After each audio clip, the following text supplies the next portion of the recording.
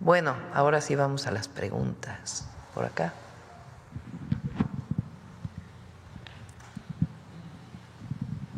Graciela Bravata, de Ahora Noticias. Me parece perfecto este cambio, este avance de esta ley. Lo alabo porque soy telemática y además porque se va a ayudar al medio ambiente. Pero yo le preguntaría a nuestro servidor público, con el tema ahorita que acaba de entrar el gobierno de Estados Unidos y por ende acaba de entrar también ahí Elon Musk. Él tiene mucha injerencia en cuestiones de tecnología y al agilizar estos trámites, estamos hablando de tecnología. ¿Cómo está el gobierno de México preparado, sobre todo para guardar los datos personales? Porque realmente el mexicano, las mexicanas, tenemos que cuidar, porque lo pasó cuando lo intentaron, cuando lo hicieron en México, ¿no? Ahorita, ¿cómo darle la seguridad a las y los mexicanos que van a tener sus datos bien protegidos y que aquellas personas, esos vecinos que para mí sí son incómodos por lo que los están haciendo el pueblo de México, que no nos los merecemos? Usted tiene toda la razón, México es un país muy grande y merece respeto. Entonces, ante esta situación, ¿cómo estamos preparados para ello? Pepe, ¿quieres contestar? Sí, muy rápido. Gracias por la pregunta. Lo primero tiene que ver con sistemas de datos personales, es decir, cuando tú realizas un trámite y tienes que dar un dato personal, tu nombre, tu domicilio, la autoridad que recibe esta información, y eso está en la ley y seguirá en la ley, ¿no? Con la Secretaría de Anticorrupción y Buen Gobierno, la autoridad solo puede usar esos datos para los fines que tú autorizaste, en este caso el trámite, por ejemplo la obtención de un acta de nacimiento, ¿no? Lo segundo tiene que ver con una política de ciberseguridad, ¿no? Como parte del nacimiento de la Agencia de Transformación Digital, nace la Dirección General de Ciberseguridad. No es que no se hiciera antes, es simplemente otro mecanismo de coordinación que implica evaluar todos los sistemas de resguardo de información y, por supuesto, hacer todas las adecuaciones necesarias para garantizar que no tengan vulnerabilidades, pero que la información siga estando disponible. Y finalmente, generar, como el ejemplo que daba la presidenta, que es muy oportuno, sistemas de consulta, ¿no? Es decir, tus datos personales pueden estar en distintas bases de datos y no es que estas bases de datos se combinen y eso, entre más grande es una base de datos, pues más grande es la vulnerabilidad. Entonces, si está distribuida, simplemente genera sistemas de consulta, de modo que cuando tú haces el trámite en línea, una parte de tu información sale de una base de datos, otra parte de otra, y eso reduce, por supuesto, vulnerabilidades. Sería eso. ¿Dónde se van a guardar los datos? En centros de datos propios. Eso es muy importante. Cuando enfatizábamos en la presentación el tema de autonomía tecnológica, eso implica que para poder habilitar, para que podamos tener un trámite digitalizado, esto implica que se requiere guardar información. Nosotros le apostamos a un modelo de autoabastecimiento, de soberanía. Se adelantó mucho con el presidente López Obrador en Infotec. Hay un centro de datos que nos permite resguardar mucha de la información y será infraestructura que tendrá que crecer para garantizar lo que acabo de mencionar. Y están preparados porque la mayoría de la burocracia, como dice la presidenta, que hace esto, no tan solo la corrupción, sino que retrasa los trámites, que hay mucha gente, sobre todo la gente de base, que se niega al cambio. ¿Va a haber algún tipo de ahí de motivación? Porque digo, he sido también servidora pública y me he topado con ese problema de que la gente, sobre todo la gente mayor que no sabe usar las tecnologías, ¿cómo poder preparar? ¿Van a haber nuevas generaciones para poder hacer este uso? No, nosotros hemos visto mucha disposición, tanto de servidores públicos del gobierno federal como en las conversaciones que ya hemos adelantado con gobiernos estatales e incluso municipales.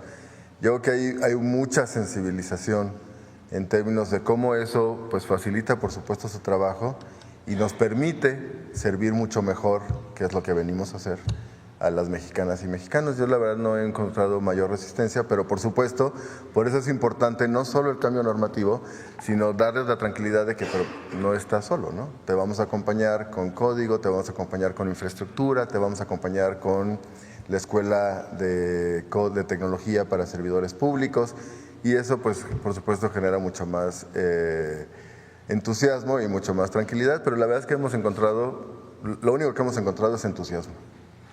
Y por último, antes de que se me vaya, sí. Por último, en el tema de la conectividad, como bien es cierto que lo reconoce la presidenta, de que no todas las partes hay realmente hasta ahorita la conectividad, pero hay un buen proyecto en este gobierno para que esto cambie, porque sí, al menos en Tabasco, por ejemplo, en el registro civil para sacar un acta de nacimiento, a veces dicen, tienes que ir hasta la dirección del registro civil que está ubicada en el centro de Villahermosa, y venir de Tenosique ahorita te vienes llevando porque están haciendo la carretera de 3 a 4 horas. Entonces, a lo mejor quizás implementar algún tipo de acercamiento más, porque los municipios no tienen obviamente todo ese archivo histórico. Y aunado a ello, hay un problema en el registro civil de Tabasco, y digo que yo creo, me imagino que en todas partes, esas actas de nacimientos que ya están casi despedazadas, que ya casi no se puede, más bien no se puede digitalizar, y eso retrasa mucho los trámites, sobre todo para las personas de mayor edad, que pudiera haberse, se está contemplando agilizar principalmente a esas que se están despedazando. Sí, ahí la verdad, y de nueva cuenta se avanzó muchísimo. Con el gobierno del presidente López Obrador, vía RENAPO, el Registro Nacional de Población, se creó un sistema nacional que vincula a todos los registros civiles. Eso implicó pues la digitalización de las actas con base en los libros, ¿no?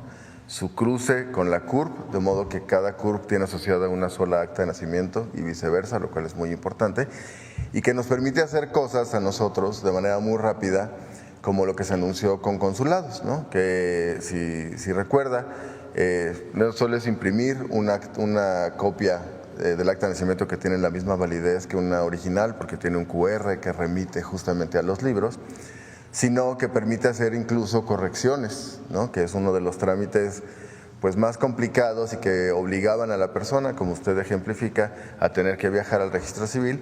Ahora es un trámite que al lanzarlo para las paisanas, paisanos, en Estados Unidos sobre todo, pero en todo el mundo, pues ahora también lo podemos hacer todos los mexicanos, mexicanas, desde donde vivamos. Si es una persona de Tabasco con residencia en la Ciudad de México, puede solicitar su corrección de acta de nacimiento desde la Ciudad de México y no tiene que trasladarse. Por supuesto, eso también incluye a quien en Tabasco tenga que trasladarse 4 horas para ir a Villahermosa, ¿no? Y vamos a seguir avanzando. Se trata de construir desde lo que ya se logró, ¿no? Excelente. Muchas gracias. Gracias, presidente.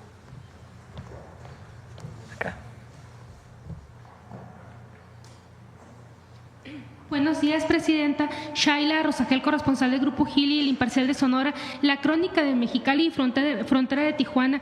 Presidenta, preguntarle, mire, están dándose a conocer videos en Estados Unidos de migrantes esposados y encadenados de pies y manos. Esto fue un video de migrantes que iban a ser deportados a Guatemala. Preguntarle, ¿en qué condiciones están llegando a México los migrantes? O sea, si vienen libres, si vienen esposados, ¿cómo vienen? Y en estas entrevistas que se les están haciendo en el AIFA, preguntarle qué es lo que han comentado los migrantes, o sea, cómo los están tratando en Estados Unidos, tanto cuando los pues arrestan para deportarlos, como en el traslado. Sería mi primera pregunta. En todos los casos, cuando llegan a México, llegan sin esposa, sin ningún elemento. Cuando llegan, se les hace una entrevista para saber si hubo violación a sus derechos humanos. Tenemos de estos días 2 casos, uno de una mujer guatemalteca y otro de un compatriota que hablan de violación a sus derechos humanos. ¿Qué se hace en ese momento? Tanto la queja por parte de Relaciones Exteriores a la organización, a CBP en Estados Unidos, y una denuncia en Estados Unidos para que se revise el caso. Entonces, Son vuelos civiles que llegan desde hace tiempo a nuestro país, en particular al AIFA, y se hace esta entrevista y ahora la estamos fortaleciendo para proteger siempre. Por supuesto, las y los mexicanos es la gran mayoría de los que llegan, pero también si llega alguna persona de otra nacionalidad, le damos todo el apoyo en la frontera y en los centros de atención. ¿Puede comentarnos qué es lo que denunciaron estos dos casos? Sí, preferiría que en todo caso Relaciones Exteriores lo presente, por el propio juicio que se está presentando y demás, pero sí hay 2 casos que hasta ahora, de la semana reciente, y hay otros de previo al presidente Trump que también se han denunciado, incluso hay juicios que se han ganado en Estados Unidos. Gracias, presidenta. Por otro lado, presidenta, el secretario de la SADER dijo que el 27 de enero se podrían reanudar las exportaciones de ganado hacia Estados Unidos. Él comentaba en entrevista que podía ser, que lo más probable es que era Sonora el primero en reanudar estas exportaciones. Sin embargo, aún no se ha dado, o sea, aún no se ha abierto la frontera. Preguntarle por qué Estados Unidos no ha autorizado aún las importaciones desde México de ganado y, bueno, si tiene conocimiento de cuándo o si hay alguna fecha para esta reapertura. Sí, le pedimos al secretario de SADER si quieren que les mande una nota y además que venga la mañanera a ver si mañana para que pueda explicar con todo detalle. Muchas gracias, presidenta. Ya por último, en el caso particular del condado de San Diego y en general en el sur de California, hay agrupaciones que ofrecen pues apoyo a los migrantes y bueno, que ellos han externado su preocupación por las redadas ahí de migrantes. Entonces, preguntarle de qué forma se está trabajando el gobierno con esas organizaciones sin fines de lucro que están muy cercanas con los consulados. Migrantes.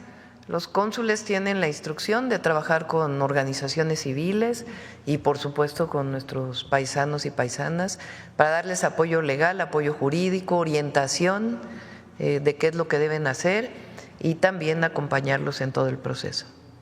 Muchas gracias, presidente. Gracias. A ver, por acá.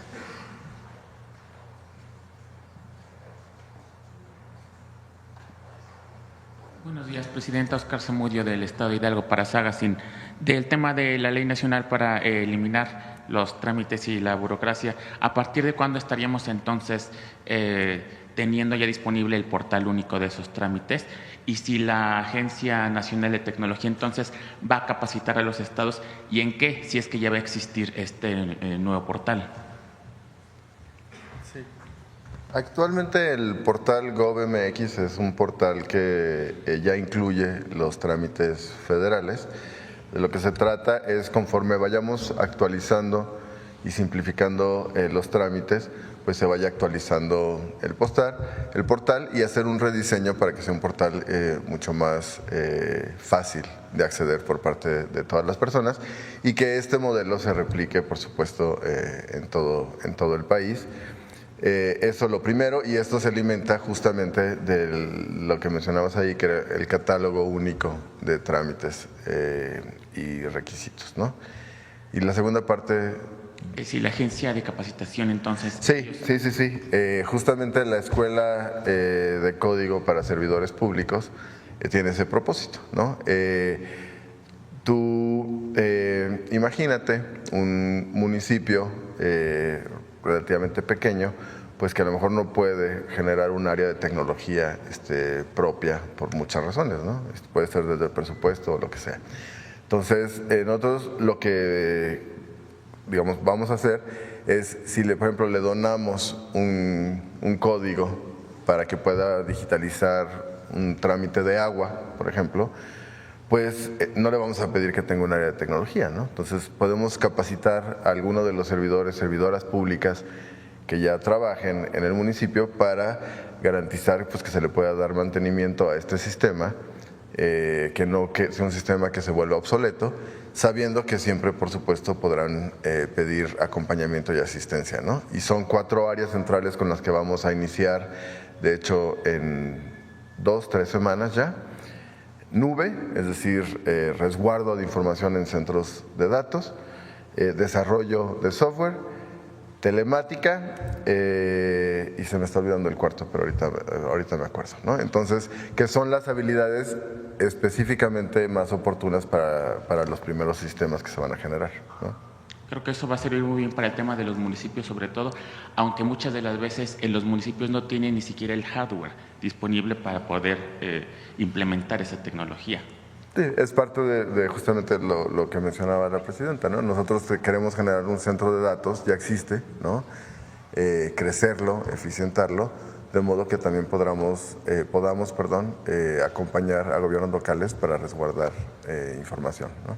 Gracias, Pepe. Gracias. Sí, la idea no es que un municipio tenga que tener un servidor, sino que con una computadora que pueda conectarse a internet, con eso pueda simplificar los trámites del municipio y conectarse a la red nacional. Entonces facilitas a cualquier municipio, cualquier estado, el desarrollo de la tecnología para disminuir los trámites. Y va a estar la agencia apoyando a todos. De acuerdo, Presidenta. Recientemente también algunos medios destacaron la carta firmada por 30 de los 32 estados, de los 32 congresos estatales, expresándole principalmente su respaldo con las políticas de su gobierno, incluyendo la defensa de la soberanía nacional y los derechos para los migrantes, además de su firme postura en temas de política exterior. Una iniciativa que fue encabezada por el presidente de la Junta de Gobierno, Andrés Velázquez, del Congreso de Hidalgo. Usted comentaba ayer, Presidenta, en este mismo recinto, que faltan por presentar algunas reformas de ley, principalmente en temas de energía, la del INAI, la CNH, esta, por ejemplo, que estamos viendo hoy. En este contexto, Presidenta, ¿consideraría usted convocar un encuentro nacional con los congresos de los estados, así como lo había hecho con los presidentes y presidentas municipales, con el fin de afianzar estas nuevas reformas de ley?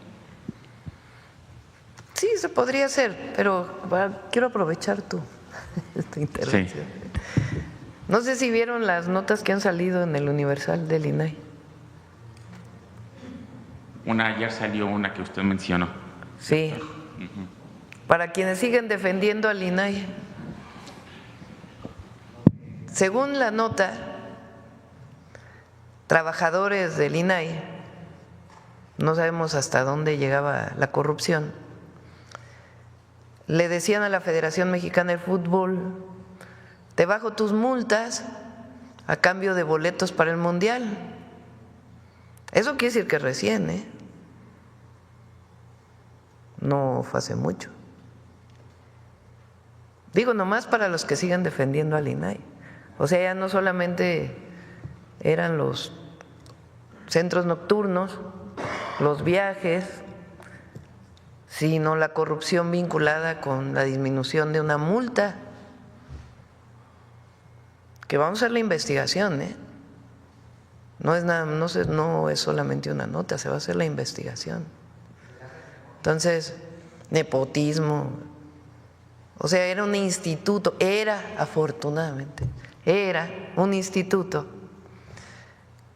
que supuestamente estaba dedicado a la transparencia, que lo han defendido a capa y espada la oposición, y que pues esta última ya se suma a todas las anteriores de corrupción.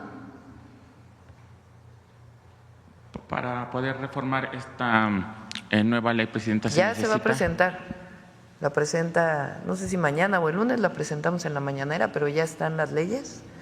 Asume la responsabilidad la Secretaría Anticorrupción y de Buen Gobierno, y se garantiza tanto la protección de datos personales como la transparencia en todos los niveles, no solamente en el gobierno federal, sino en todos los niveles. Entonces, ¿tendrían que intervenir los congresos locales también para aprobar esta ley? No, eso sería cada congreso local tendría que aprobar su propia ley, pero el cambio constitucional pues ya establece que ellos tienen que asumir responsabilidades, entonces tienen que hacer estos cambios. La otra que también quiero decirles, ahora el Reforma nos quiso, normalmente rebasa por la derecha, pero quiso rebasar por la izquierda, diciendo que nosotros estábamos con la que se presentó ayer, abriendo a la iniciativa privada el sector energético. No, al revés, lo que estamos haciendo primero es normar lo que ya existía de inversión privada, Y la otra, particularmente en Pemex, fíjese, se eliminan las famosas rondas aquellas, o sea, aquellos concursos que dividían el país por bloques y que Pemex tenía que concursar supuestamente al mismo nivel, no supuestamente, concursaba al mismo nivel que una empresa transnacional para explotar el petróleo en México. Esas se eliminan con la nueva ley. Y ahora lo que hay es que tiene la prevalencia Pemex, es decir, si Pemex dice yo voy a, que eso no existía antes, gracias a que ahora no es considerado monopolio, tiene la posibilidad de explotar. Y la idea es que Pemex explote todo esto y que tenga la posibilidad de asociarse con privados, que ya existía en la ley. Entonces, como si nosotros no estuviéramos recuperando a las empresas públicas, sino las estuviéramos vendiendo. Entonces, hay nomás para el detector de mentiras de la próxima semana, que es importante. El lunes entonces sabríamos más o menos en qué consiste esta reforma a la ley. La reforma para transparencia y para seguridad de datos personales ya está lista, ya sé que mañana la presentemos o el lunes aquí en la mañanera. De acuerdo. Y para terminar, Presidenta, usted en Puerto Escondido anunció el tema de la iniciativa de reforma Sin Maíz No Hay País. Hay mucha gente que seguramente regresará a México, que son provenientes del estado de Hidalgo, independientemente de los programas de Jóvenes Construyendo o de adultos mayores. ¿Hay un programa específico para quienes estén o sepan trabajar en el campo ahora a su regreso a México? Está Producción para el Bienestar y fertilizantes gratuitos, además de Sembrando Vida, que es para algunos estados. Y ahora ya está por cerrarse el programa de Cosechando Soberanía, que también tiene que ver con créditos. Entonces, es un nuevo programa para el campo en México, principalmente para pequeños productores. ¿Cuál es el nombre de este nuevo programa, perdón? Cosechando Soberanía. Perfecto. Muchas gracias, Presidenta. Buen día. Gracias. Pues tiene que ser primero la Secretaría y en caso de encontrarse de todas estas denuncias, directo a la Fiscalía. Son delitos penales. La corrupción es un delito penal. Y ahí donde todavía exista la tentación de la corrupción, en eso cero impunidad. Cero impunidad. La corrupción es lo que más daño le hizo al país por muchísimos años. Y la honestidad y la honradez para nosotros es la esencia de lo que somos.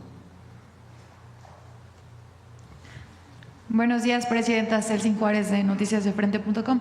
Aprovechando que está aquí el director José Merino, preguntarle sobre la renuncia de Salvador Landeros, director de la Agencia Espacial Mexicana. De acuerdo a su carta de renuncia que presentó el día de antier, pues, y que circula en redes, dice que es por la falta de importancia que ha mostrado el gobierno en la parte presupuestal y administrativamente. Y preguntarle si, como dice la carta, desaparecerá esta agencia.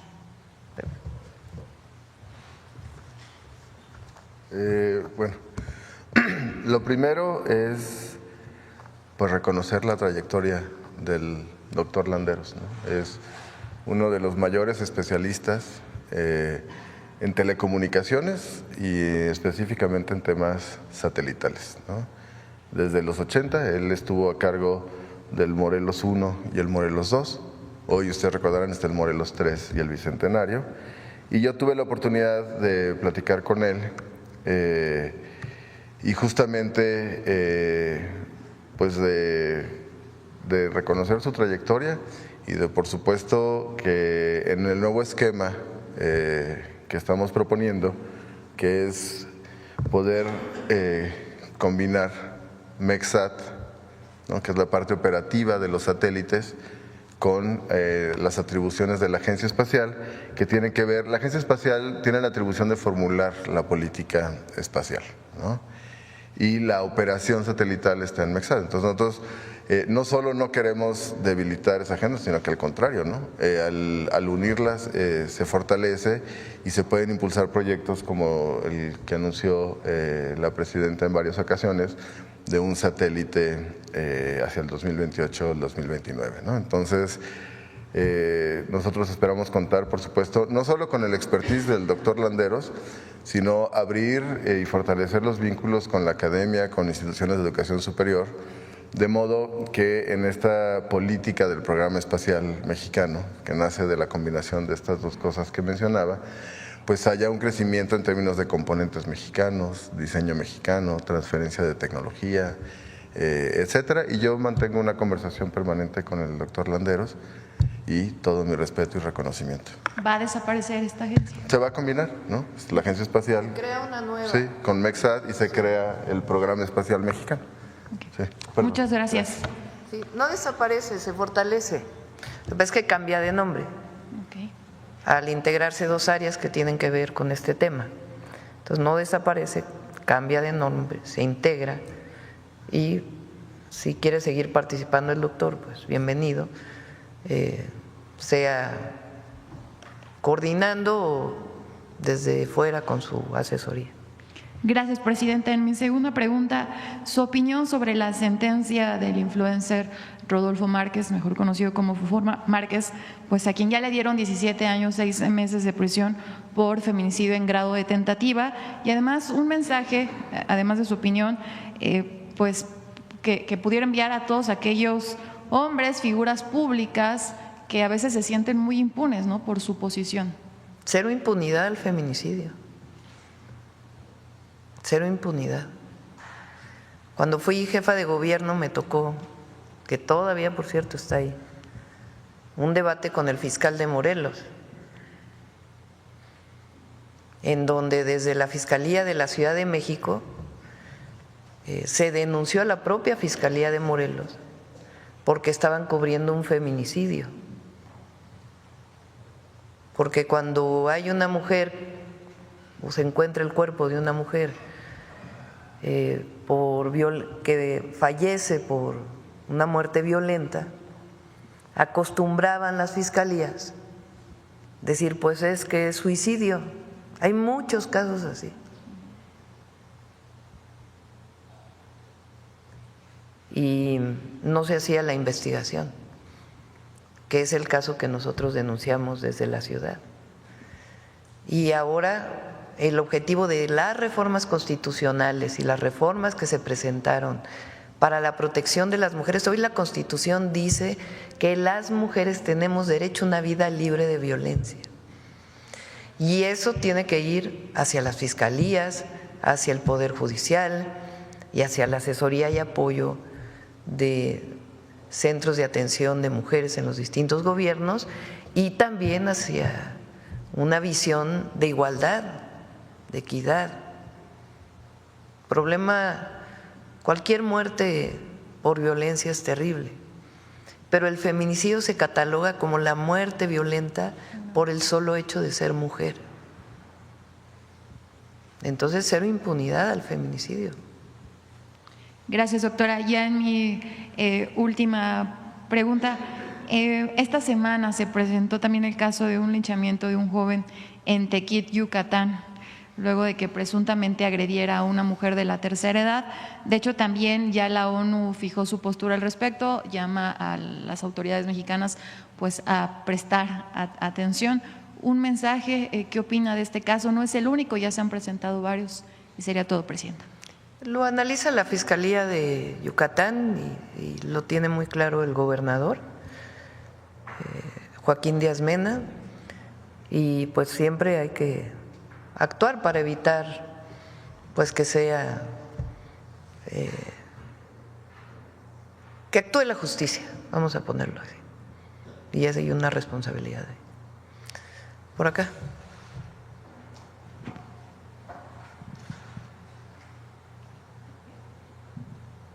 Adelante. ¿Qué tal? Muy buenos días. Juan Hernández de Llano Vasca, Tabasco Hoy, Campeche Hoy y Quintana Roo de Grupo Cantón. Dos precisiones, doctora. Uno, precisamente esta ley que se va a presentar abatir esta burocracia, esta tramitología. ¿De cuánto se tiene estimado que se ha perdido o que perdían el gobierno precisamente en trámites burocráticos? Hablemos de dinero, hablemos precisamente de horas hombre, hablemos también de apertura de negocios. Bueno, de hecho, a usted cuando en la Ciudad de México, cuando precisamente echó a andar estas plataformas, pues se redujeron trámites, hablamos de 2,000 a prácticamente dejarlo en 500. Entonces, usted tenía un estimado de cuánto se perdía precisamente, cuánto perdían las arcas del gobierno precisamente por lo que era la corrupción. Esa sería la primera. Y la segunda sería también referente, bueno, primero la primera y ahorita vamos por la segunda. Adelante. Con su permiso, Presidenta. Bueno, platicando sobre su pregunta, lo que hoy anuncia Pepe Merino es un gran esfuerzo no solamente para los grupos vulnerables de nuestro país, para toda la ciudadanía, sino es fundamental para el sector empresarial de nuestro país, porque va a tener un impacto en la competitividad y en la reducción de los costos. Por supuesto, en el tema de la corrupción, pero es muy importante tener claro que esto va a impactar en un 30-35% en los costos administrativos de las empresas, y eso nos va a permitir ser mucho más competitivos como país, pero también insertados en nuestra región para ser más competitivos con otras regiones. Muchas gracias. Pero ahorita aprovechando. Cuando hablamos de 30 y 35, más o menos, ¿podría ponernos un ejemplo para dar Pues más depende de cada empresa. Cuando hablamos de grandes empresas que tienen cargas administrativas muy relevantes, pues imagínate el nivel de millones que se van a ahorrar. Pero hay un tema bien importante en esto. A lo mejor tú dices, un pequeño negocio se va a ahorrar muy poco, pero le vamos a facilitar la entrada a los servicios digitales y a la entrada ya de la formalización. Es por ahí, abaratando la entrada al sector formal de la economía, que vamos a incentivar más la creación de empresas, microempresas fundamentalmente. Con permiso. Como segundo tema, bueno, eran precisiones, pero son importantes.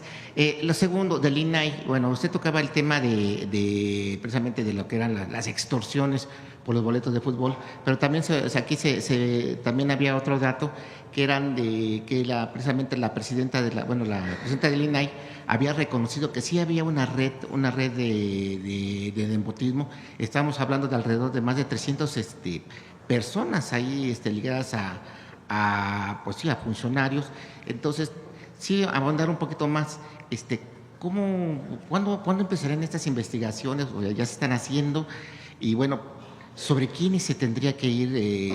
Pues estamos hablando ahí prácticamente de un instituto que estaba pues para transparencia, se supone que era para combatir la corrupción, y ahora estamos viendo que pues están saliendo muchas cosas que pues ahora sí que es asombroso que algo que se creó para abatir la corrupción pues esté siendo prácticamente el foco de una corrupción pues rampante. La Secretaría de Corrupción y Buen Gobierno tiene que iniciar su auditoría, investigación, y una vez que tenga la información, pues presentar en todo caso las denuncias penales.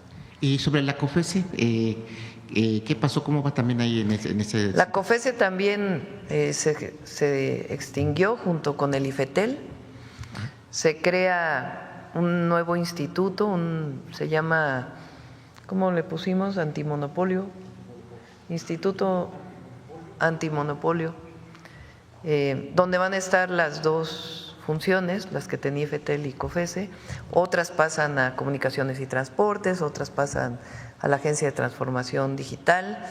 Es una institución pequeña, no necesita tanta burocracia, y va a cumplir las funciones y va a ser técnica, con independencia técnica, que permita que las decisiones sean técnicas y no a partir de decisiones o políticas o basadas en la corrupción.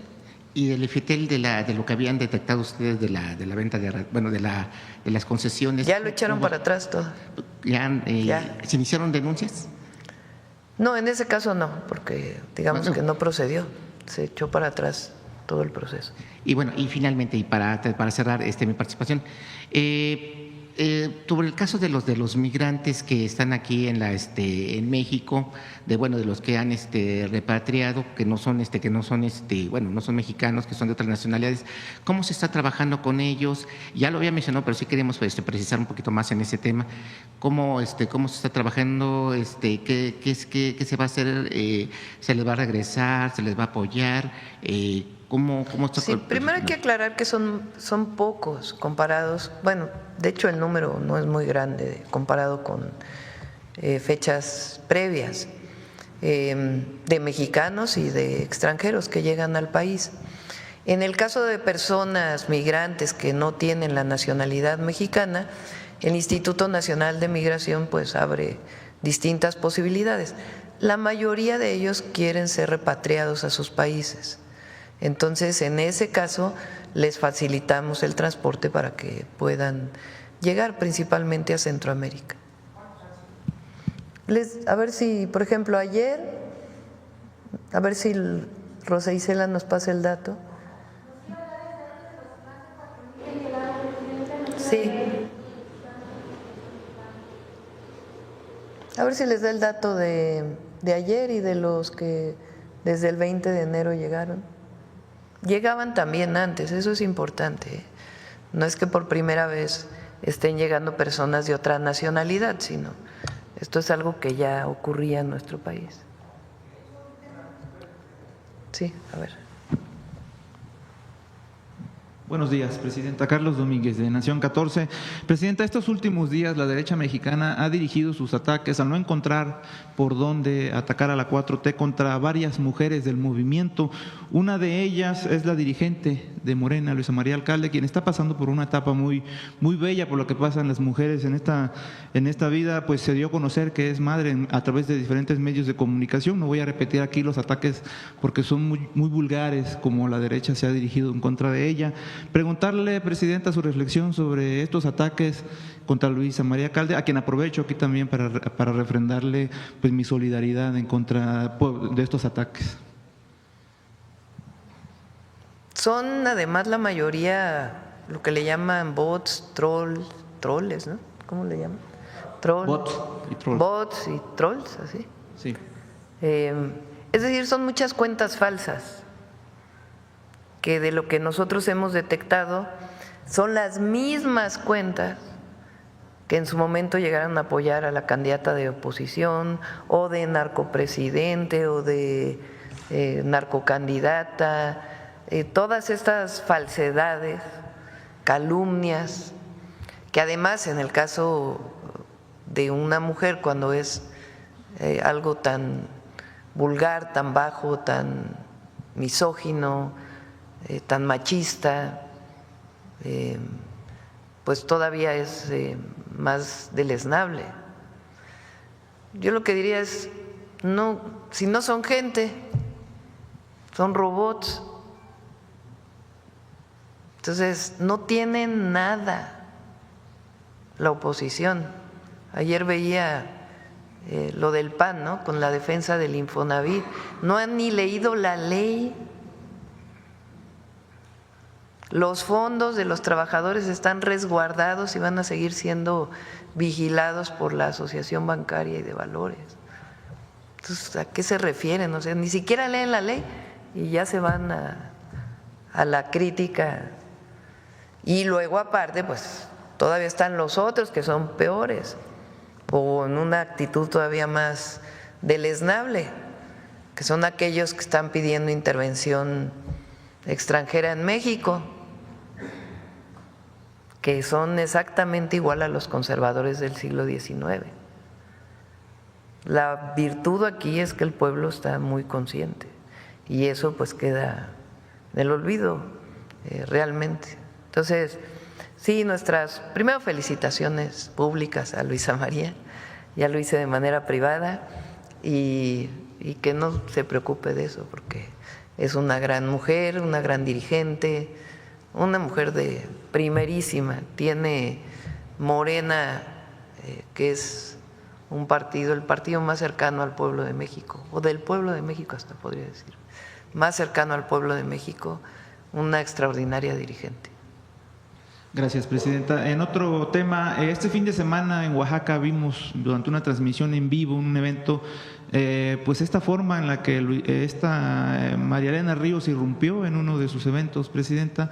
Preguntarle qué pudo o si pudo platicar con ella, qué mensaje se le da al pueblo de México ahora que vemos que un caso de éxito a través de la Fiscalía del Estado de México contra Fofo Márquez, un agresor de una mujer, cuando María Elena Ríos tiene años luchando por justicia. Pero está detenido su agresor.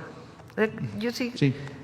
Siempre nuestra solidaridad con las víctimas, siempre. Eso no tiene, siempre será nuestra solidaridad. Y también los jueces hacen su trabajo y las fiscalías. La persona su agresor, digamos, está detenido. Entonces, eso es importante. Y segundo, la secretaria Citlali está en comunicación permanente con ella. ¿No está sola, María Elena? No, está en comunicación permanente. Fue lo que yo le dije, porque no se, digamos, que se manifieste públicamente cuando vamos a cualquier lado, quien sea. Aquí hay libertad de expresión, pero sí es importante que la gente sepa que ella tiene una comunicación permanente con la secretaria Citlali. Ella manifestaba que se rendía, Presidenta. ¿Qué opina usted al respecto? Pues no voy a comentar sobre ello. Su agresor está detenido y Citlali está en comunicación permanente con él. Pues cuando una persona no sé si en este momento esté hospitalizado o no, pero de lo que conozco del caso, pues cuando una persona, por más que sea un agresor, tiene una enfermedad o lo que sea, pues tiene que ser trasladado a un hospital, se llama derechos humanos. Entonces, y es una obligación de las instituciones penitenciarias hacerlo. Entonces, pero está detenido. Presidenta, para concluir, la noche de anoche nos enteramos de este accidente fatal en un aeropuerto norteamericano en Washington. Autoridades norteamericanas han manifestado que no hay víctimas, es probable que no haya sobrevivientes de este fatal accidente. ¿Algunas palabras a las víctimas, a las familiares? Muy lamentable, muy lamentable. Y pues siempre nuestra solidaridad a las familias que pierden a un ser querido y a las personas que fallecen en un accidente como estos, ¿no? Y ya pues tendrán que hacer las investigaciones conducentes y aclarar exactamente qué fue lo que pasó. Gracias. Allá. Buenos días, Presidenta. José Manuel Fuentes, de Capital 21. Preguntarle, enfatizar un poco en qué va a ayudar esta nueva ley para los migrantes, para nuestros connacionales, para agilizar trámites, Presidenta. ¿En el exterior? ¿En los consulados? Sí. Explícalo. Gracias. Bueno, esta es una ley que evidentemente toca a los 3 niveles de gobierno y a todas las autoridades del gobierno federal. En el caso de nuestras paisanas, paisanos en el exterior, la mayoría en Estados Unidos, es un catálogo de 52 trámites en total, los que se van a simplificar y digitalizar. Empezamos en diciembre con trámites del registro civil, porque son los de mayor demanda, ¿no? Desde copia certificada, corrección de libros, etcétera, ¿no? Este mes estamos concluyendo todo lo que tiene que ver con pasaportes, ¿no? Renovar tu pasaporte si estás en el exterior o sacar el pasaporte de tu hijo o tu hija por primera vez, etcétera. Y así nos vamos a ir yendo en un calendario que compartimos aquí, pero si quieres te lo comparto.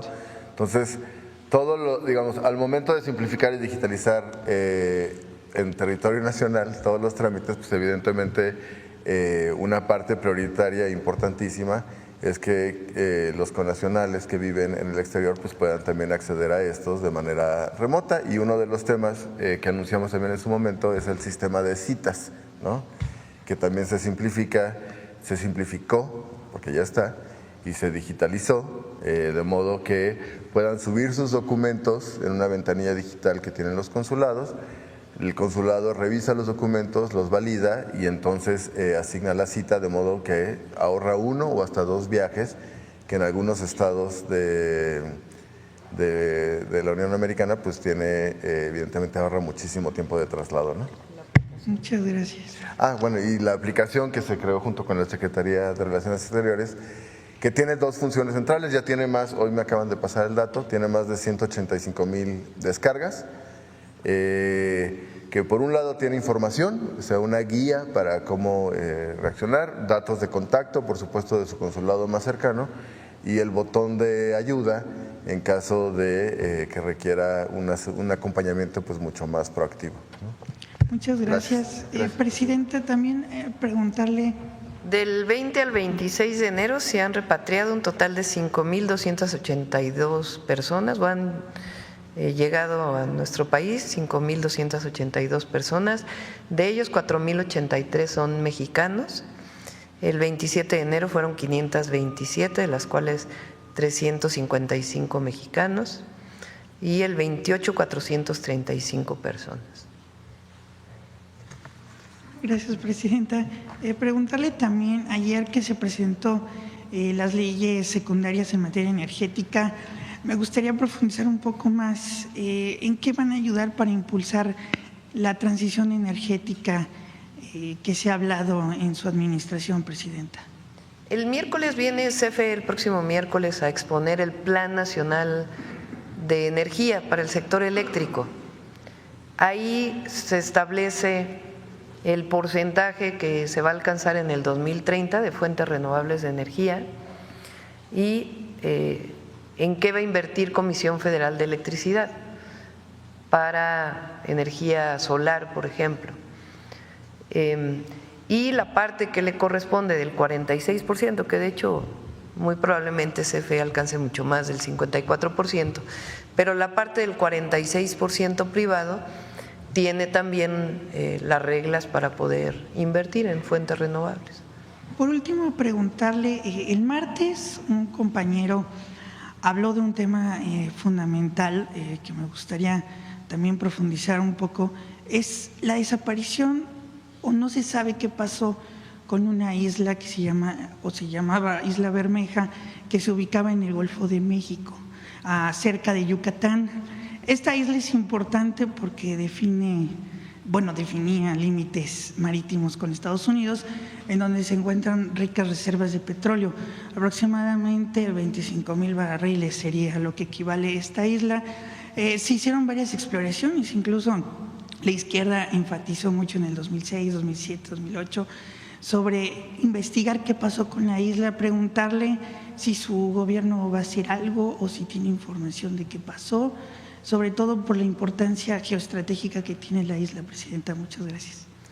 Vamos a traer al almirante secretario, que es el experto en estos temas, para que explique. Ayer me estuvo explicando la normatividad internacional con relación a los límites territoriales en los océanos y particularmente en el Golfo de México.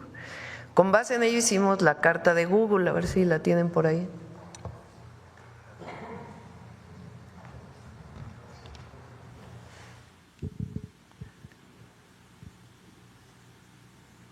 La firma el secretario de Relaciones Exteriores, dice: me permito la presente carta con el fin de hacer de su conocimiento ciertos aspectos relativos a la información publicada el 27 de enero pasado en diversas cuentas oficiales de Google, en la cual se comunicaba que en la plataforma Google Maps se modificaría la denominación del Golfo de México por Golfo de América. Lo anterior por la relevancia que tiene esa plataforma a nivel global y debido a que lo que se muestra en sus mapas puede influir en la comunidad internacional. Al respecto, se expone lo siguiente. Yo creo que esta, no sé si esta es la última. No, la última, la que mandó hoy Luisa. ¿Sí es esta? Bueno, la denominación de la zona geográfica conocida como Golfo de México tiene un origen histórico ampliamente documentado, la vamos a subir a la red para que se conozca. La denominación Golfo de México no obedece a una imposición de una fuente gubernamental única, como erróneamente sugiere Google, sino que es una denominación aceptada y registrada históricamente, lo cual además de constituir una costumbre internacional, se encuentra registrado legalmente en los índices de la Organización Hidrográfica Internacional, de la que tanto México como Estados Unidos somos parte. Además, esta denominación es respaldada por 12 tratados bilaterales. Vamos hacia abajo, vienen algunos de los más importantes. En fecha 20 de enero, el presidente de Estados Unidos firmó una orden ejecutiva que tiene efectos exclusivamente dentro de su país, estableciendo un cambio de denominación para una fracción, esto es muy importante, una fracción del Golfo de México, concretamente en lo que respecta a la plataforma continental de los Estados Unidos. Y viene lo que sale publicado en este decreto. Vamos para abajo.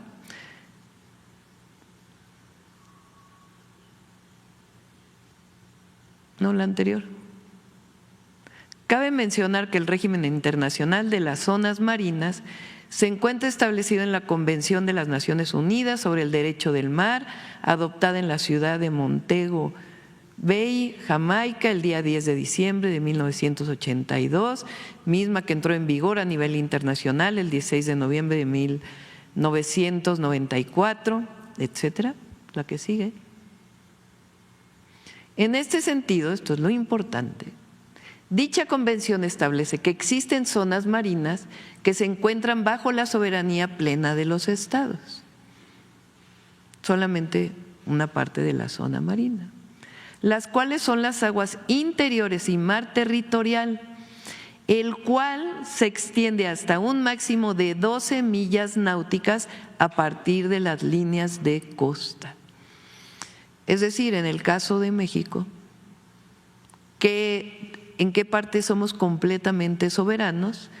En aquella que establece 12 millas náuticas a partir de las líneas de costa. Y esto es igual para todos los países del mundo. Si un país quiere cambiar la denominación de algo en el mar, solamente sería para las 22 millas náuticas. No puede ser para el resto, en este caso, del Golfo de México. Entonces, esto es lo que le explicamos con todo detalle. Por lo anterior, resulta imprescindible hacer de su conocimiento que, tomando en consideración que el Golfo de México abarca zonas marinas de 3 países, México, Cuba y Estados Unidos, el caso del decreto solo podría corresponder a las 12 millas náuticas a partir de las líneas de costa de los Estados Unidos de América. Y bueno, al final le pedimos que en el buscador, cuando se ponga América Mexicana, pues aparezca el mapa que presentamos en alguna ocasión.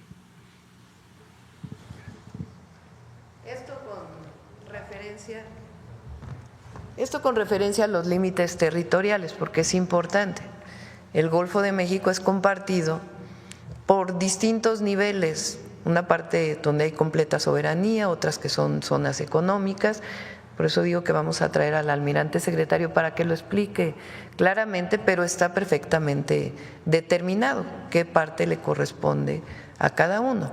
Y en el caso de explotación petrolera o explotación de algún otro recurso natural, pues solamente puede hacerse en la parte territorial o económica que le corresponde a cada estado. Eso está definido por las normas internacionales. Acá, para que no digan. Adelante, Reina. Gracias, presidenta. Reina Aide Ramírez, reportera independiente. Bueno, la última vez ya no tuve tiempo de terminar mi participación, así que hoy le quiero comentar, justo a propósito de que usted ayer comentaba que al movimiento, cuando empieza, le fue muy difícil entrar a algunos estados. Bueno, a mí me tocaba reportear Sonora y Sonora fue uno de los estados difíciles para que penetrara el movimiento Morena. Pero ahora ganamos los 2 senadores. Sí, muy malos, por cierto. No. Ay, presidenta. Pero bueno, el caso que justo por eso se designa a Durazo en Sonora para que él pues levante y ayude. Pero Durazo lo que hace es jalar gente pues presuntamente corrupta porque no ha sido investigado totalmente. Y entre esas personas… ¿Cómo fue la última que dijiste? Que cuando Durazo empieza a organizar… No, la última, que no ha sido investigada, ¿no? Sí, no ha sido investigada. Y en el caso particular, hay varios, ¿no? Pero en el caso particular de Sergio Gutiérrez Luna, que tiene una investigación pendiente en Sonora porque le dieron el recurso para ejecutar el nuevo sistema de justicia penal y no lo hizo. Hasta la fecha no se sabe dónde quedó ese dinero. Ahí está la investigación congelada en anticorrupción. Pero bueno, si hubiera quedado congelada, como se han quedado congeladas muchas, como se siguen congelando muchas, no habría problema. Pero resulta que este hombre escaló tanto que ahora está en la Cámara de Diputados y es un alfil muy importante de Morena. Él mismo puso, y su familia, su esposa, y bueno, ya Sonora, pues tienen un montón de gente, el nepotismo, que usted dice que ya lo va a combatir ahora con una ley, en una parte, ¿no? Que yo… Pues ojalá pase, Las ojalá pase. están legisladas, por cierto. Sí, para el gobierno federal está perfectamente legislado el nepotismo. Pero en el caso del… Y el estatal también está legislado. Bueno, el caso es que él puso a Patricia Briceño, lo del INAI, qué bueno también, presidenta, porque en el INAI, por ejemplo, en el local, Sergio Gutiérrez Luna puso a su comadre Patricia Briceño, que ahora Patricia Briceño está en el comité de selección de personas que van a figurar en las boletas como como jueces, magistrados y ministros. O sea, si vienen en un sistema de impunidad y de corrupción, o sea, ¿cómo van a elegir pues a buenos candidatos para figurar en las boletas? ¿Pero por qué hay impunidad y corrupción en esta mujer? Bueno, primero porque no se le ha investigado. Y no, es el amiguismo, bueno, es que son dos cosas. Primero, la corrupción, pues porque no se ha investigado, y la impunidad, que es algo que me acuerdo que el presidente AMLO decía, pues yo quiero pasar a la historia como el presidente que combatió la impunidad y la corrupción, pero fue la en los campos de mi compadre, porque en la local no, o sea, no se hizo nada para… Pues para que se investigue, si hay alguna cosa que se investigue. Tú misma es que no hay dices, dudas, está la… Bueno, no hay dudas para ti, es pero… voluntad política, presidenta. No para mí, para los sonorenses, porque eso es que mira, conocido. cuando uno, pienso yo, ¿no?, acusa a alguien, pues tiene que tener pruebas. Sí, pues están en juicio. ¿Por qué no hay voluntad política para decir que se investigue? Que se investigue este señor. Usted, qué bueno que acaba de decir que va a investigar a estos malos funcionarios del INAI que andaban cobrando, que presuntamente andaban cobrando, no se sabe todavía, pues hasta que se investigue, andaban pidiendo moches, que no lo dudo porque en muchas dependencias es así. Pero bueno, ya que se investigue, ¿por qué no se persigue de oficio la corrupción? ¿Por qué no se investiga, por ejemplo, también lo que está pasando, que ese es mi otro tema, que es a donde yo voy, que queda Durazo, trae esta gente, y ahora ahí están incrustados lo peorcito, presidenta, del PRI y del PAN, de Sonora, está en Morena y están en niveles importantes. Creo que Durazo es de los gobernadores más reconocidos, ¿no? Pues por ustedes, porque no, por Sonora no, presidenta. Es un hombre extraordinario, es un gran servidor público. Si él no fuera reconocido, Morena no fuera reconocida en Sonora, pues no hubieran tenido el resultado electoral que tuvieron. Es mero interés, en el 2024. Sabrá Dios cómo se logró eso, pero… El pueblo decide. No, presidenta, porque se llevaron a esta persona, a Zúñiga, se llevaron también a Célida, que ahora también ya la tienen ahí cobijada, y todas estas personas vienen del gobierno de Padres. El gobierno de Padres formó un equipo de mapaches para operar en Sonora, obviamente, y en otros estados del país, cuando todos ellos estaban en el PAN, que fue uno de los gobiernos más corruptos, que también sigue impune él ahí. Lástima que no pude hablar cuando estaba el fiscal para preguntarle el caso, pero pues vamos a esperar la oportunidad. Pero bueno, el punto es que ahorita Durazo también tiene un hijo, como el presidente López Obrador, que está involucrado ahora en asuntos turbios, o sea, por lo menos tráfico de influencias, cosas raras ahí que no están investigadas con la traída al Estado de una empresa china, que ya el Durazo ya hizo una conferencia de prensa para aclarar. Nadie tomó la nota en Sonora, obviamente, pero cuando salió el gobernador salió a decir no es cierto, pues ya todos los medios lo retomaron, porque tiene totalmente silenciados a los, bueno, no totalmente, 97%, 98%, 99% silenciados los medios en Sonora, con recurso público. Entonces nadie se supo hasta que él salió y dijo, eso que está diciendo, él se basa en el reportaje de Latinos, pero en Sonora, con toda la historial que tiene, por lo de Florán Cassés y todo eso, con todo ese historial, en Sonora se sabe, Presidenta, se sabe del hijo del gobernador, que yo he estado preguntándole en qué puesto tiene el gobierno, no tiene ningún puesto, pero opera muchas cosas ahí, estuvo en Morena y ahorita no sé, estaba en Morena, ahorita quién sabe dónde está, porque ya pregunté y no me dicen qué puesto tiene, pero este hijo del gobernador realiza, pues ahí anda trayendo inversiones, no sé bajo qué puesto, y trajo una inversión a Agua Prieta, con muchas irregularidades, porque también ya lo reconoció el representante de la empresa, que ahí está otro, Presidenta. Si usted no ve un conflicto, Durazo no lo ve, pero si usted o otra vamos persona… a hacer lo siguiente, si te parece. No, déjeme terminar con el mencionar a Fernando, adelante. por favor. Gracias. Fernando Rojo de la Vega, que fue su delegado de campaña de usted en Sonora, es el representante legal de la empresa, el administrador de la empresa china que llegó a Sonora. La empresa es de un amigo del hijo del gobernador. Y en un evento el gobernador se vanaglorió de que su hijo y él eran amigos y que también eran amigos de Fernando Rojo de la Vega. Entonces ahora Fernando, y dice el gobernador, no hay ningún conflicto de interés en que Fernando Rojo de la Vega sea empleado de la empresa y sea administrador de la empresa en Sonora y sea ¿cómo se dice?, el secretario del bienestar del gobierno de Sonora en Sonora. Yo ya pedí el currículum, me gustaría leerlo, porque es un párrafo. ¿Sabe qué dice su CV? Que tardaron una semana en dármelo. Dice que él fue no sé qué en la campaña de Durazo, no sé qué en la campaña de no sé quién, no sé qué otra cosa en la campaña de Claudia Sheinbaum. Ese es su currículum, Presidenta.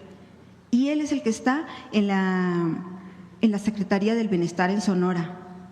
Y bueno, entre otras cosas, ¿no? Entonces, estos dos, le voy a leer el nombre de la empresa, que también ya Latinos puede decir mentiras o lo que usted quiera, los medios pueden mentir. ¿Cómo dijiste? Que los medios pueden tener sus intereses particulares. ¿Pero quién en particular? Pero desafortunadamente, Presidenta, afortunadamente… ¿Cómo fue que dijiste? Ahí quiere que lo repita, si ya lo escuchó muy bien, lo dije muy fuerte en el… y no es el único, todos los medios que también están afines al gobierno, al sistema, pues hacen lo mismo, trabajan para sus intereses. Pero en este caso, este muchacho Rojo de la Vega respondió y también el gobernador Alfonso Durazo respondieron. Y en eso que respondieron, los sonorenses sabemos que pues obviamente es verdad que existe la empresa china que se llama Mylan Hardware y que está en Agua Prieta y que es de Alexander, no sé cómo se pronunciará, pero es NGAN, que es el amigo del hijo del gobernador, que son 150 hectáreas, que también, porque también lo confirmó el gobernador, pretenden hacer un recinto fiscal para que lo operen los amigos del hijo del gobernador. Y dice el gobernador, el recinto todavía no está, no es cierto, que ahí miente Loret, dice, pero dice que lo están tramitando con el gobierno federal, o sea, van a ayudar a la empresa a que se haga ese recinto y para que lo administren ellos y que lo van a tramitar ante el gobierno federal. y que no hay ningún conflicto de interés. Esto que se sabe hoy en Sonora y que se ha dicho en muchas partes, luego están a cargo del fideicomiso, Presidenta. El fideicomiso del terreno que supuestamente lo donaron ejidatarios. Usted sabe, porque viene de lucha de izquierda, que los ejidatarios siempre han sido pues sobornados, maltratados, robados, despojados de sus tierras. Usted lo sabe. Entonces, en este caso, ¿cómo fue este proceso de que ejidatarios les dieron el terreno en comodato y para que lo administrara en un fideicomiso, porque tampoco lo han querido responder, el hijo del gobernador… ¿Por qué no hacemos algo? Porque ya son las 9. Bueno. ¿Por qué no presentas tu denuncia? No, y ese es otro punto, que eso, presenta tu denuncia. Eso es una salida muy fácil, Presidenta. No, pues es lo que debe de hacerse, porque cuando uno tiene pruebas, claro, pues tienes que presentar una denuncia. ¿A poco usted dijo ahorita, rápida y prontamente dijo usted, y lo vamos a investigar, a los del INAI? ¿Por qué no dice lo mismo? ¿Por qué no dice lo mismo? Porque en el INAI tenemos los datos. Pero ¿por qué no dice lo mismo? Por eso, presenta tu denuncia. Y luego le preguntaron que si quién lo va a investigar y usted dice, pues la Fiscalía. Entiendo que la PGR, ¿no? Por eso. Digo, la Fiscalía General de la República. Por eso, a ver, entonces, si hay ¿por un qué caso… usted es tan pronta para decir eso sobre lo del INAI? A ver, yo no, para empezar, ¿no? Porque yo creo que hay que tener un buen diálogo. Sí, claro. Porque respetuoso siempre, ¿no? Entre todas y entre todos. Eso entonces, yo. Vienes a denunciar un asunto de corrupción aquí a la Mañanera del Pueblo. ¿Qué te digo yo? Un presunto caso de corrupción aquí en la Mañanera del Pueblo, que ya aclaró el gobernador de Sonora. Dio su versión. Dio su versión. Aclaró desde su perspectiva este caso que vienes a plantear aquí en la Mañanera. Entonces, lo que digo es, presenta los datos en la Secretaría Anticorrupción y de Buen Gobierno, se los puedes dejar aquí a Atención Ciudadana y que se revise. Entonces, que se revise el caso. Pero sí es importante, pues, que haya las pruebas, porque también a veces, como tú bien dices, se denuncia sin pruebas. Así es. Entonces, se hacen aseveraciones, pues que tienen que tener sustento. Entonces, lo que te sugiero, si quieres, si así lo deseas, pues es que el caso se lo des, sea Atención Ciudadana, para que se lo den a la Secretaría Anticorrupción y de Buen Gobierno, o que tú misma presentes la denuncia para que pueda ser investigado. Lo que sabemos es que el gobernador aclaró todos los temas que tú estás planteando. Dio su versión.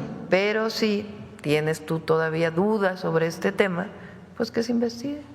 También es muy fácil decir tú, pero un reportero, Presidenta, usted tiene ahí a Rosa Isela, que fue reportera, sabe muy bien que un reportero. ¿Cuál es la función de un reportero? Por eso, presenta. ¿Dónde publicaste esto? La función de un reportero es exhibir. Por eso pregunto, lo que está pasando. ¿Dónde lo publicaste? Yo no lo he publicado. Por eso.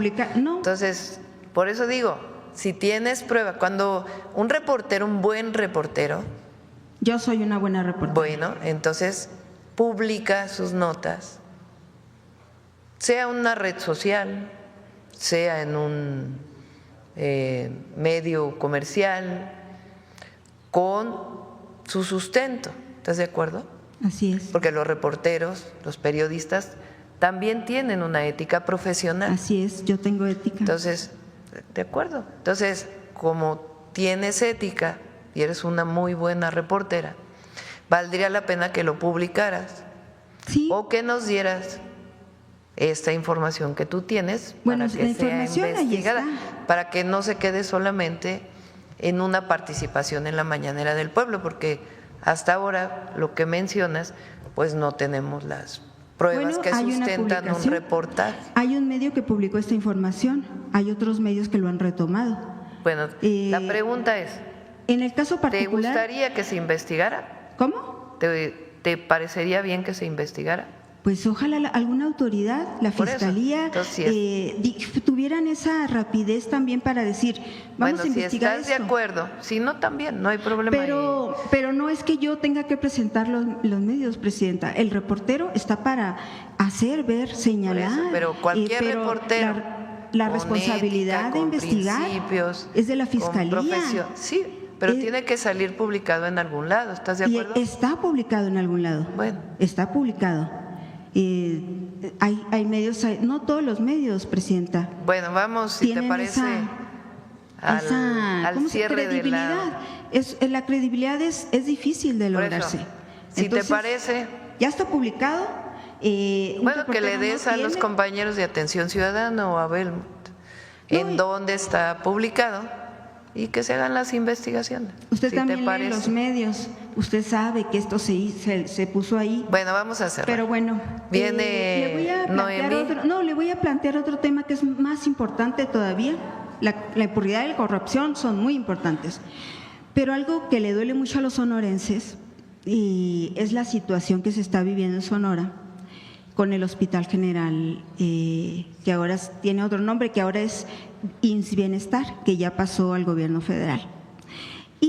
Está en esa transición. El caso es que en diciembre le entregaron a usted un documento, empleados del hospital, 456 empleados que están eventuales. Hay 4,000 empleados de los servicios de salud que están eventuales en Sonora, 4,000. Y también le entregaron una carta donde los médicos exponen que no tienen insumos para operar en el hospital, que la falta de enfermeras tiene al hospital trabajando al 50%, que no hay equipos, que no hay que están detenidas las cirugías. Fue ya para allá el doctor Schwartz, el director de Bienestar, habló con él o su equipo fueron en el momento que se presentó y está trabajando muy bien, Alejandro, y vamos a seguir impulsando el IMSS Bienestar, y tanto en Sonora como en todos los estados de la República. Lo mencioné hace un mes más o menos, que se está haciendo una compra, viene aquí Eduardo Clark cada 15 días a exponer cómo va la compra de medicamentos y de insumos médicos. Ya hubo una primera asignación a las empresas que ganaron, que por cierto es muy importante porque se asignó directamente a los laboratorios, no a los intermediarios, que eso es algo indispensable. Entonces fue una compra complementaria y ahora se está asignando para la compra bianual, que tiene que ver con 2025 y 2026, para que no falte en los periodos de transición entre uno y otro año ni los medicamentos ni los insumos médicos.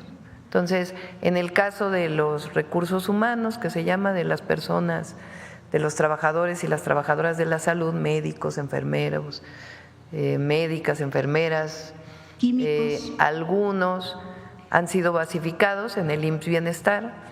Hay otra parte que no pasa al IMSS Bienestar, sino se queda en los servicios de salud de los estados, y en el caso de los que pasan al IMSS Bienestar, todos tienen acceso a su basificación, y estamos trabajando con todas las entidades de la República.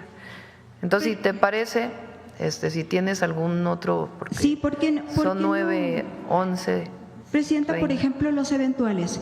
Si el hospital carece de personal, ¿por qué son eventuales? Porque se revisa cada uno de los casos. Hubo una primera basificación muy importante del IMSS Bienestar en todas las entidades, y ahora se está revisando otros trabajadores o trabajadoras de la salud, cuáles se pueden incorporar al IMSS Bienestar, porque en un hospital pues trabajan médicos especialistas, familiares, enfermeras especialistas, enfermeras. Entonces, para tener completa el personal en un hospital, a veces a lo mejor hay un médico que no necesariamente es especialista en lo que se requiere en el hospital. Entonces, por eso se hace una revisión de quiénes son los que se basifican y a qué centro de salud se asignan. Eso Pero, está… ¿qué tanta prioridad tiene este tema en el gobierno? Porque, Presidenta, mire, estas personas, el personal salió a la calle, marchó, ya llevan varias marchas. Sí, se está y a raíz atendiendo. de eso, sí sabe que les ampliaron un poco el eventual. Hay gente que tiene 10 años y es eventual. Sí. Hay gente que son químicos. O sea, 10 años. O sea, ¿de qué sexenio es? Y 10 años. O sea, ¿de qué sexenio? Antes todo el sexenio del presidente López Obrador. No. Y ¿Cuándo fueron contratados? 6 y más 3 desde bueno. Peña Nieto, más otros 4 de Peña Por Nieto. eso, entonces, o sea, ya van 10 años. Estamos constituyendo… Hay gente de ese tiempo. A Pero ver, Reina, también otra yo creo cosa. que por respeto a todas y a todos, vamos a cerrar la Nada más conferencia. la última, Presidenta. La administradora del hospital gana 143,000 pesos. No es cierto. Y hay una hoja esa sí la saqué Sí, pero no es cierto. ¿Está No es mal en la página Sí, no es cierto. del IMSS? Con todo gusto, el próximo martes que viene Salud se presenta cuánto gana un médico, cuánto gana Ese una es sueldo bruto, enfermera. menos impuestos le queda como en 98. Pero los químicos, los enfermeros, la gente, hay gente que gana 6,000 pesos bruto, 6,500 pesos Sí, pero bruto. no son los 143. ¿Por qué esa distancia, Presidenta? A ver, ¿vas a escuchar mi respuesta o no? Sí, la escucho. Entonces vamos a escuchar la respuesta, voy a repetirla. El IMSS Bienestar se crea a partir de los sistemas de salud estatales, ¿de acuerdo? Me tocó a mí el caso de la Ciudad de México, igual es el caso de Sonora, igual los casos de las 23 entidades que están inscritas al IMSS Bienestar. Cuando se pasa de la contratación de los estados al IMSS Bienestar, aumentan sus salarios automáticamente. Te puedo poner el caso de la Ciudad de México. Había médicos especialistas que ganaban 11,000 pesos. No tenía recursos la Ciudad de México para poderle dar un aumento salarial a todos esos médicos. Entonces, cuando pasan esos médicos al IMSS Bienestar, automáticamente empezaron a ganar 36,000 pesos y además se basificaron. Ese es el caso de muchísimas basificaciones que hicieron. En efecto, quedó otro personal de salud que quedó adscrito a los estados, no quedó adscrito al IMSS Bienestar. Ese personal de salud que todavía no pasa al IMSS Bienestar, se hace una revisión si se requieren o no esos perfiles de esas personas para entrar al IMSS Bienestar. Si no, se quedan trabajando en el Estado, en lo que se quedó en los estados, que son los servicios de salud. Ese es el mecanismo. En particular, en el caso de Sonora, pues evidentemente, como en otros casos, se está revisando cuáles de estos trabajadores pueden incorporarse al IMSS Bienestar, y nuestro principio, que es que nadie pierda su trabajo por lo que está desarrollando. Entonces, eso es lo que estamos haciendo, y no gana un director de un hospital 143,000 pesos. Bueno, me mandaron varios recibos de sueldo. Bueno, si quieres cerramos ahí, Reina, si te parece. Le damos la palabra a Noemí para que pueda hablar de mujeres en la historia. Sí hay opción de subir el sueldo, es tan básico y tan importante que esas personas Se hace en la medida de lo posible, porque además ese es nuestro objetivo, que como todos los ganen policías bien. Entonces, si pasan al IMSS Bienestar es automático el incremento y la basificación, y si se quedan en los estados se busca la manera de apoyar. Gracias. Gracias.